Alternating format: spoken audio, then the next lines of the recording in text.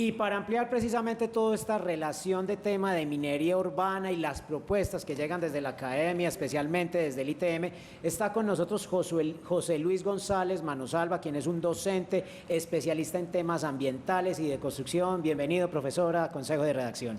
Muy buenos días, muchas gracias a ustedes por la invitación para explicar un poco este tema de minería urbana. ¿Íbamos bien o amplíenos usted a ver en qué nos quedamos fallando ahí, profesor? Bueno, minería urbana hoy habla de muchísimas otras cosas, particularmente, por ejemplo, el reciclaje de residuos de demolición y construcción. También. Ese es un tema muy particular del cual no vamos a hablar hoy.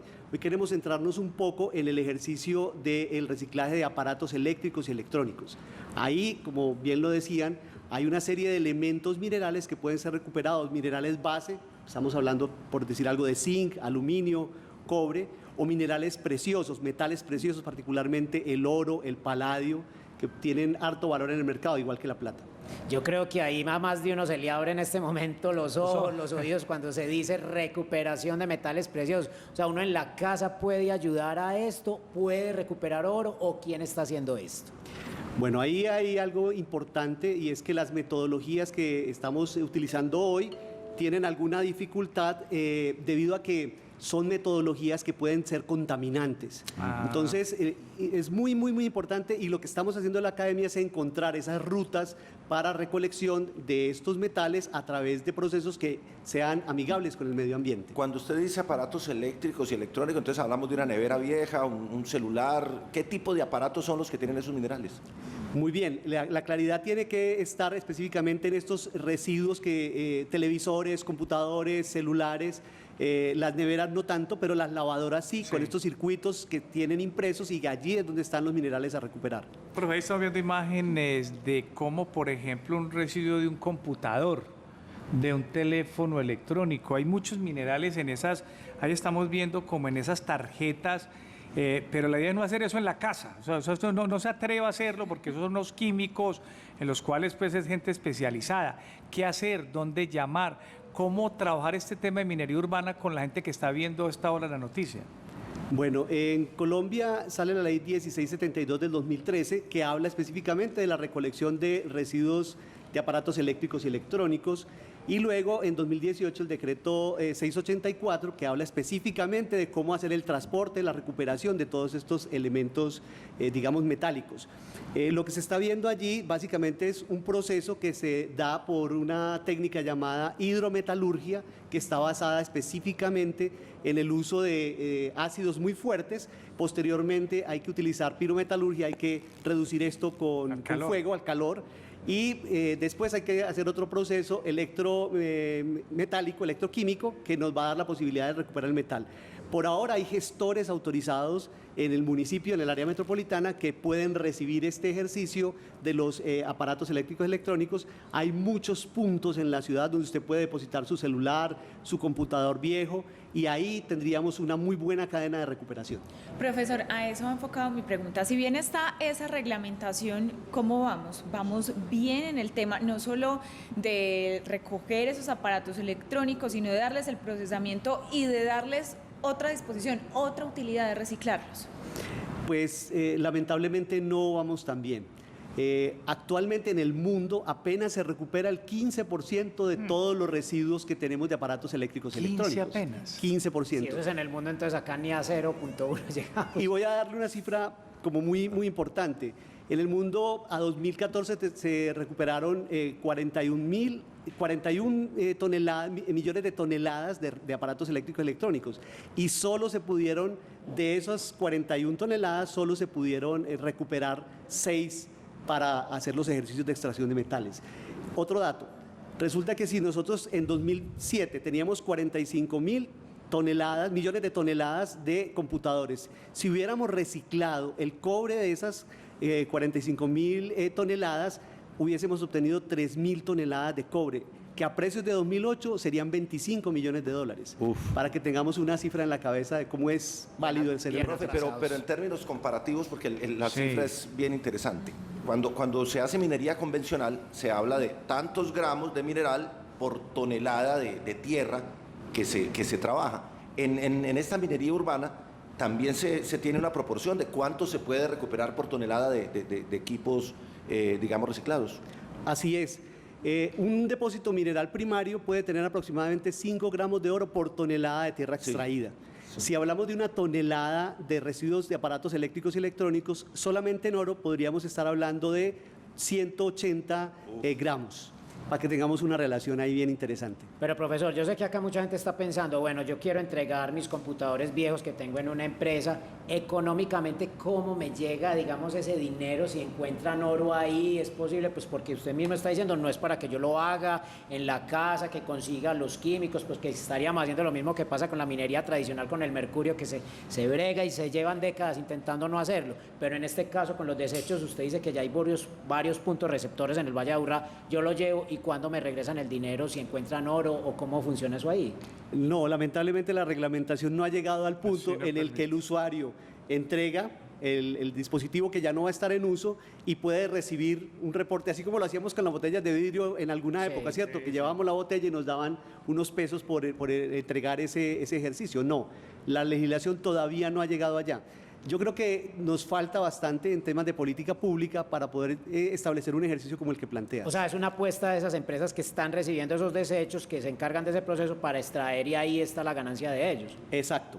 Y sobre todo la protección del medio ambiente, que digamos en principio es uno de los fundamentos de este ejercicio. Es que mire, ahí estamos viendo imágenes ¿se acuerdan de los BH? Uy. Entonces, miren, los BH, lo que más se desecha en las casas son los controles. Yo todavía lo tengo. Sí. Y todavía le debe servir viendo el Mundial del Claro, 90. estoy pensando en los gramos de oro que puede haber. También, pero miren ustedes lo útil de esta información, uno no sabe todo lo que hay en esas tarjetas, ¿cierto, profe? Más que todo en esas tarjetas lo estábamos viendo que hay una cantidad, no solamente de oro, sino aluminio, esos otros, que definitivamente Cobre. es un proceso que hay que hacer por parte de alguien especializado. Es que a uno en la casa vaya y meta, le soplete a esa vaina porque evidentemente en Antioquia que hay oro o aluminio y puede salir a vender la bolita, no. Es un proceso, es igual tema legal, siga llamando, hay unas entidades que recogen en su casa esos desechos, porque las hay. La idea es separarlas también para que no se metan en los residuos normales. Sí, vea, aquí hay una advertencia y gracias por esa indicación, y es lo siguiente. Resulta que cuando se fabrican los circuitos electrónicos, ese plástico que sirve de base para crear tarjetas, esas pistas, sí, las sí, tarjetas, sí. tienen unos retardantes de llama que cuando usted los somete al calor son liberados como vapores, y esos vapores son carcinogénicos, teratogénicos. Para que Veneno. empecemos a entender que no es un ejercicio que yo pueda hacer. Por eso también lo decía al principio, es buscar la técnica adecuada. No vamos a hacer pilometalurgia, porque ahí estaríamos liberando gases tóxicos al medio ambiente. Vamos a buscar otras estrategias. La hidrometalurgia es, digamos, la corriente que nosotros estamos llevando ahora, porque entre otras cosas, esos ácidos se pueden recuperar hasta en un 98%. Entonces no los estamos virtiendo a ninguna parte, sino que estamos trabajando con ellos, reciclándolos constantemente. Profesor, usted mencionaba algo, los impactos al planeta, a nuestros recursos naturales. No sé si de pronto tenga el panorama de qué está pasando cuando no reciclamos, no le damos ese Exacto. uso a esos elementos electrónicos. Yo le quiero agregar una recomendación. A uno le han dicho que por decir algún colchón, 10 años, cámbielo. ¿Cuánto le debería dejar uno un computador, un portátil? Pues uno el celular, ya el promedio es 2 años, la gente cambia obviamente por el mejor modelo, pero los portátiles sí duran más o los deja durar uno más. ¿Cuál sería la recomendación por el medio ambiente precisamente? Digamos que aquí el ejercicio es que la tecnología está cambiando a velocidades muy altas. La obsolescencia tecnológica. Exacto. Y pues un celular lo estamos teniendo ya casi por 2 años y luego no sabemos qué hacer con él. Sí.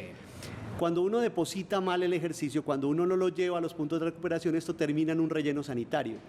La mayor cantidad de elementos que tenemos aquí son plásticos. Y los plásticos estamos hablando de 500 años hacia arriba en términos de degradación por el medio ambiente.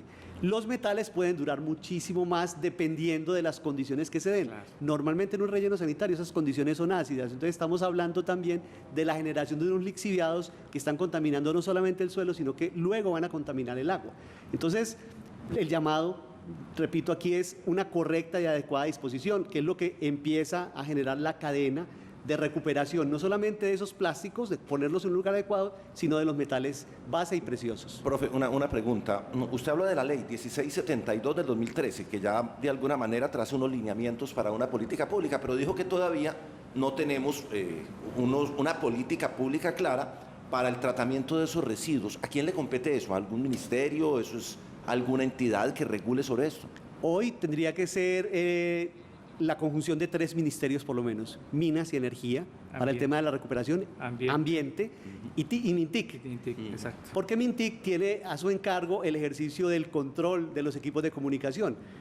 Esta mañana hacía la consulta en Mintic de cuántos abonados de teléfonos celulares hay en Colombia. 75 millones, más de 75 millones de abonados. Eso significa que en un lapso de 2 años nosotros vamos a estar teniendo una gran cantidad de residuos que no sabemos si los vamos a poder recuperar o no en términos de metales preciosos y metales O sea, básicos. hay más líneas o más abonados Sí, que hay más teléfonos que personas. Más usuarios. teléfonos que gente. Sí, claro. Exactamente. Casi nos... Profesor, pero desde la academia, desde el ITM, ¿qué le están enseñando precisamente a los estudiantes frente a estos temas? Y ya esto es una problemática que va creciendo porque cada vez sale más tecnología y vamos desechando más rápido. Bueno, en principio desde la institución universitaria ITM estamos fomentando 3 áreas base particularmente desde nuestra política institucional. La primera, particularmente, estamos hablando de la conciencia social y ambiental que nos permite a nosotros entender que estos son elementos reciclables, recuperables y que dispuestos adecuadamente recibimos el ejercicio de la recuperación de los metales y los plásticos. La segunda es buscando a través de la investigación estas rutas que nos permiten esa recuperación particular. Y la tercera es asociándonos con las industrias, con la empresa, para empezar a pensar en esa política pública. ¿Cómo podemos hacer el ejercicio de generar este tema de recursos de los que tú hablabas ahorita? Hoy el tema de residuos en Colombia permite unos reconocimientos, unos incentivos a la no generación o a la transformación. Sí. Estamos hablando de residuos sólidos en general.